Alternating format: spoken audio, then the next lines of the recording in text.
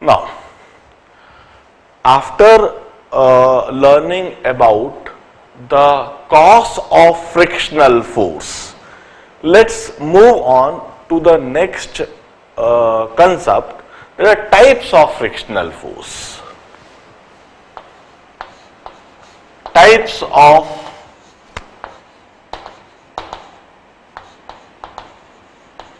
frictional forces.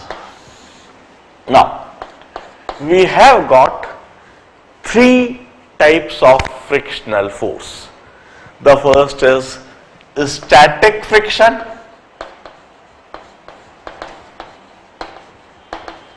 The first is static friction. The second is limiting friction. And the third is kinetic friction. We also call it dynamic friction.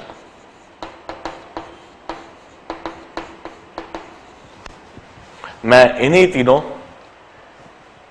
Frictional forces को समझाता हूं. देखिए, just imagine a situation.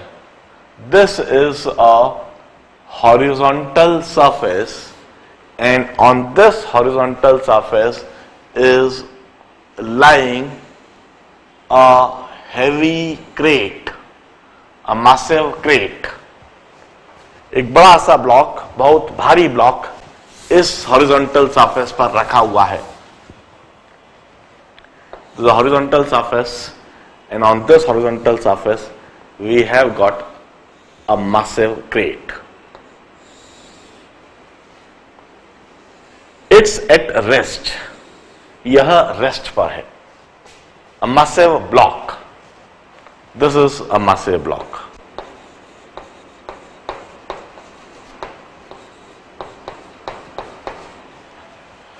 And this is a rough horizontal surface. Rough horizontal surface. Horizontal surface, यह term तो clear है. Rough.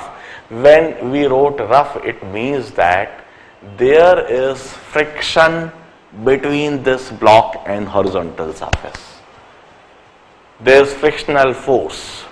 If there is any type of relative motion, or if there is any impending motion, the frictional force would oppose impending motion as well as the relative motion. यह block यदि इस horizontal surface के ऊपर move करने की कोशिश करेगा किसी भी डायरेक्शन में, तो फ्रिक्शनल फोर्स उस मूवमेंट को, उस मोशन को अपोज करेगी. इंपेंडिंग मोशन यदि ये कोशिश करेगा मूव करने की, तब भी वह अपोज करेगी. अब देखिए, gravitational force mg would act in vertically downward direction. अभी हम इस पर किसी तरह का कोई फोर्स नहीं लगा रहे हैं. अर्थ इसे डाउनवर्ड डायरेक्शन में ग्रेविटेशनल फोर्स से नीचे खींचेगी. mg gravitational force vertically downward direction में. यह ब्लॉक बिल्कुल भी मूव नहीं कर रहा है. इसका मतलब यह horizontal surface equal and opposite normal reaction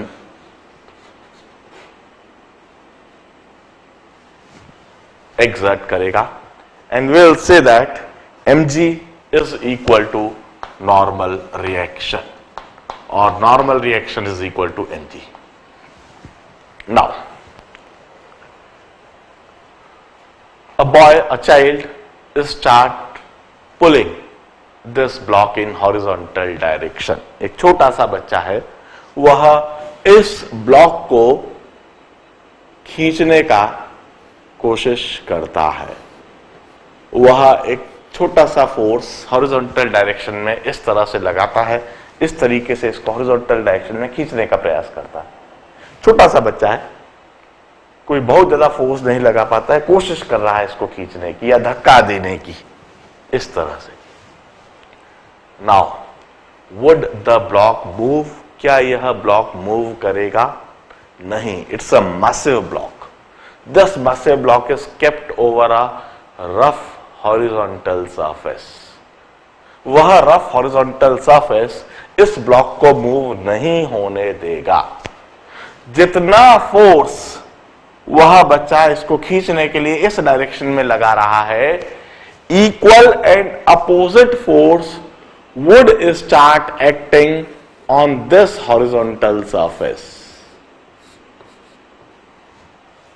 Equal and opposite force, we call it frictional force, would start acting in opposite direction. And this frictional force, we call it static frictional force. हम कहते हैं एक body जो static है, जो stationary है, and it's applied with a force, and that force have got tendency to move the block, but the block does not move. There is no relative motion. इस situation में जो force लग रहा है उसे हम स्टैटिक फ्रिक्शन कहते हैं. Static friction act on the body which is static, which is having no relative motion. जब कोई relative motion नहीं हो, बॉडी स्टेशनरी हो, उस समय पर जो फोर्स लगता है उसे हम स्टैटिक फ्रिक्शनल फोर्स कहते हैं. अब क्या यह स्टैटिक फ्रिक्शनल फोर्स की कोई फिक्स या कांस्टेंट वैल्यू होती है? नहीं. यदि अब वहां पर दो बच्चे मिलकर इस बॉडी को खींचने लगे, उनके द्वारा फोर्स बढ़ गया, तो यह फ्रिक्शनल फोर्स भी बढ़ जाता है, ब्लॉक फिर भी स्टेशनरी ही रहता है. जितना अधिक यह पुलिंग फोर्स बढ़ेगा, पहले जो फोर्स था उसका डबल हो गया, ब्लॉक अभी भी स्टेशनरी है, इसका मतलब अपोजिंग फोर्स भी डबल हो गया, फ्रिक्शनल फोर्स भी बढ़ गया. आप यह फोर्स बढ़ाते जाइए, अप्लाइड फोर्स बढ़ाते जाइए, और अपोजिंग फ्रिक्शनल फोर्स भी बढ़ते जाएगा. वह ब्लॉक रहेगा स्टेशनरी ही. इस तरीके से स्टैटिक फ्रिक्शनल फोर्स फिक्स नहीं होता है, यह बढ़ता जाता है. जितना अधिक इसको मूव कराने के लिए जितना अधिक फोर्स लगाया जाएगा, उतना ही स्टैटिक फ्रिक्शनल फोर्स बढ़ जाएगा और वह ब्लॉक स्टेशनरी ही रहेगा. मगर क्या यह स्टैटिक फ्रिक्शनल फोर्स अनलिमिटेड तरीके से बढ़ सकता है? नहीं. एक लिमिट आएगी, एक लिमिट आएगी. आप जो ड्रैगिंग फोर्स है, जो पुलिंग फोर्स है, वो बढ़ाते जा रहे हो, बढ़ाते बढ़ाते बढ़ाते बढ़ाते. अब जस्ट इमेजिन 4 एडल्ट पर्सन मिलकर इस क्रेट को खींचने लगे. छोटा सा बच्चा था, नहीं खींच पाया. 2 छोटे बच्चे आए, नहीं खींच पाए. एक एडल्ट आया, उसने फोर्स लगाया, वह भी नहीं खींच पाए. नाउ व्हाट दे डू कि 4 पर्सन आ गए, रस्सी से बांध दिया, और रस्सी से बांध के चारों पर्सन मिलकर खींचने लगे. जब यह पुलिंग फोर्स काफी अधिक बढ़ गया, the crate starts moving, and that maximum static frictional force, that is the maximum available static frictional force, that maximum available static frictional force is termed as limiting friction. This limiting friction is, I'll say, maximum available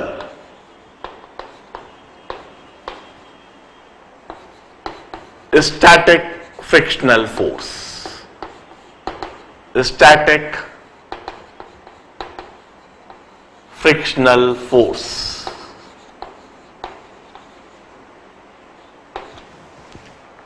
हम कहते हैं static friction is adjustable. It's adjustable force, यह adjustable force होती है। यह जितना अधिक applied force होएगा उतना ही स्टैटिक फ्रिक्शनल फोर्स बढ़ती जाती है, इक्वल एंड अपोजिट हो जाती है अल्टीमेटली, और ये बॉडी को मूव नहीं होने देती है। मगर इसके बढ़ते बढ़ते एक मैक्सिमम, एक लिमिट आती है, और उस मैक्सिमम लिमिट के बियॉन्ड स्टैटिक फ्रिक्शनल फोर्स बढ़ नहीं सकती।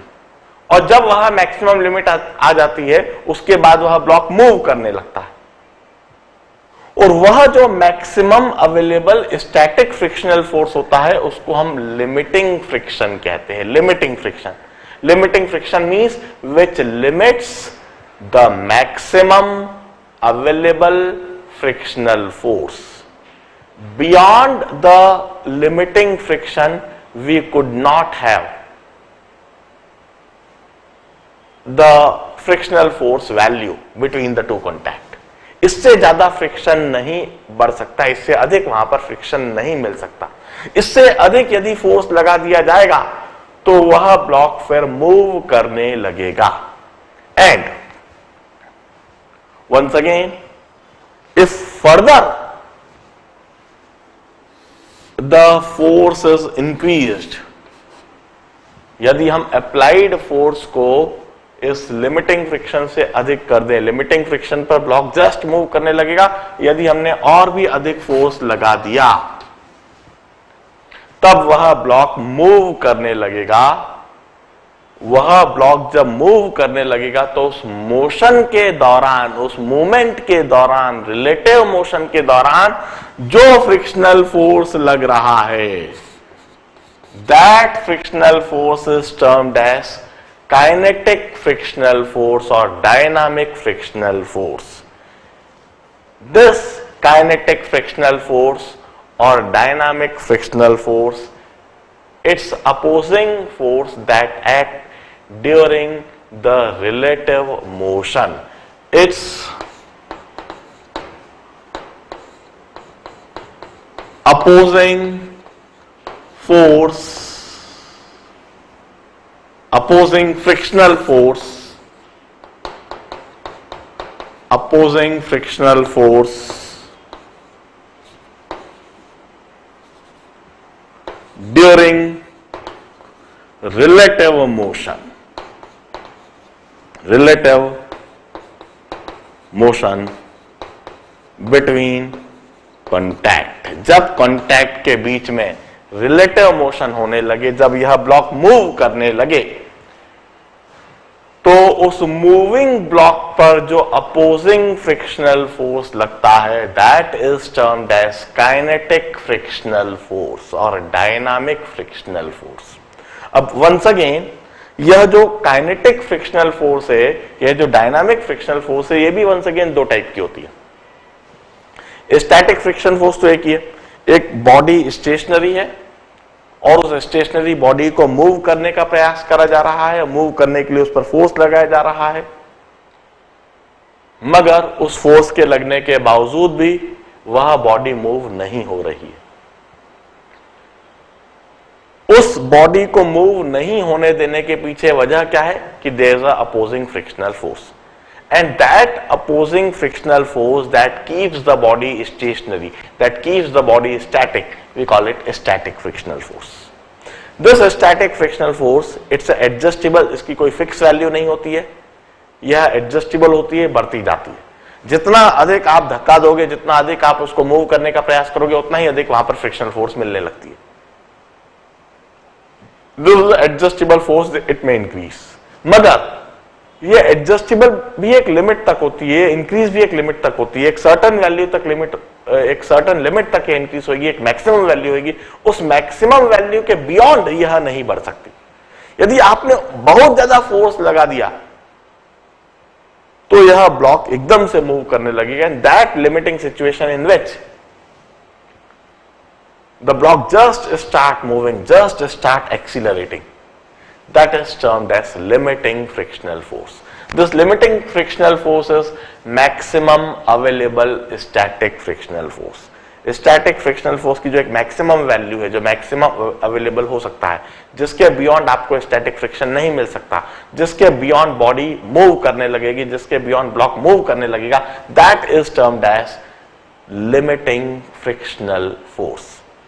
इस लिमिटिंग फ्रिक्शनल फोर्स की फिक्स वैल्यू होती है। मैं इधर ये बात लिखता हूं, इट हैव फिक्स्ड वैल्यू। इस लिमिटिंग फ्रिक्शनल फोर्स की एक फिक्स वैल्यू होती है, और वो फिक्स वैल्यू क्या होती है हम आगे सीखेंगे by studying the law of friction. अगला आर्टिकल हमारा वही है। And the third type of frictional force is kinetic frictional force और डायनामिक फ्रिक्शनल फोर्स। ये कब लगता है?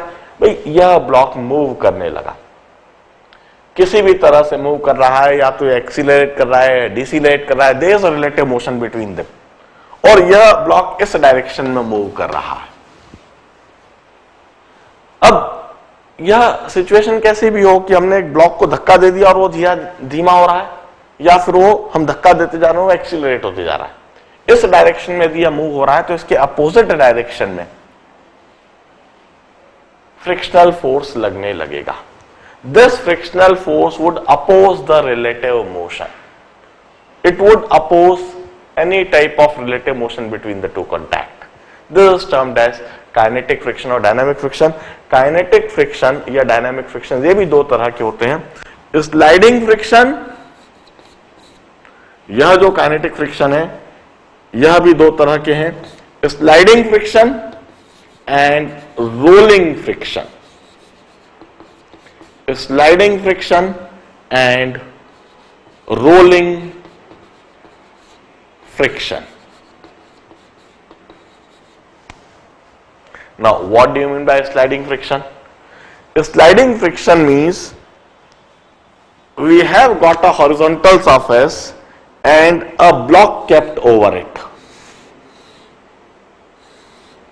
and this block is moving in this direction with some velocity v, and the frictional force acting over this block in opposite direction of velocity. This is termed as sliding friction. इसे हम sliding friction कहेंगे. While just imagine this is a horizontal surface and we have got a solid ball rolling over it. This ball is rolling over it. Here is a ball rolling over rough horizontal surface.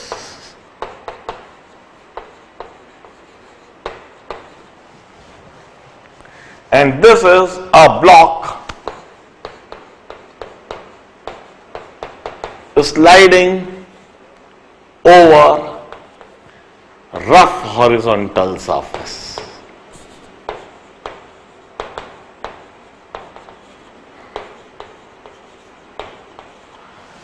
एक block जो rough horizontal surface के ऊपर slide कर रहा है, slip कर रहा है, उसकी वेलोसिटी के अपोजिट डायरेक्शन में जो फ्रिक्शनल फोर्स लग रहा है, that is termed as sliding friction. This the first type of kinetic friction or dynamic friction. While in this situation एक बॉल रोल कर रही है, यह बॉल भी धीरे धीरे धीमी होती जाती है और अल्टीमेटली रुक जाती है. In this situation as well, frictional force would act over the ball, and this frictional force is termed as rolling friction. Rolling friction always act on a body rolling over a rough surface. It may be horizontal surface, it may be inclined surface. एक rough surface के ऊपर जब कोई body roll कर रही है, वहां पर जो अपोजिंग फोर्स लग रहा है, वहां पर जो फ्रिक्शनल फोर्स लग रहा है, that is termed as rolling friction. आगे जाकर हम यह बात सीखेंगे कि स्लाइडिंग फ्रिक्शन ज्यादा होता है और रोलिंग फ्रिक्शन कम होता है. Anyway, both of these frictional force are termed as kinetic frictional force or the dynamic frictional force. अब मैं एक इंटरेस्टिंग सा ग्राफ बनाता हूं स्टैटिक फ्रिक्शन, लिमिटिंग फ्रिक्शन और काइनेटिक फ्रिक्शन को डेमोन्स्ट्रेट करते हुए।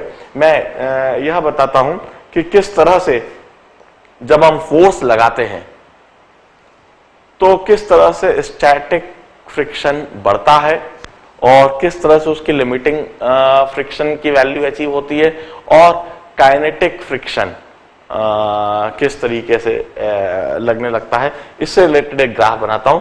First of all right all this thing. मैं कुछ नेसेसरी चीजों को लिखा रहने दूंगा, बाकी अननेसेसरी चीजों को साफ कर दूंगा। Please note down.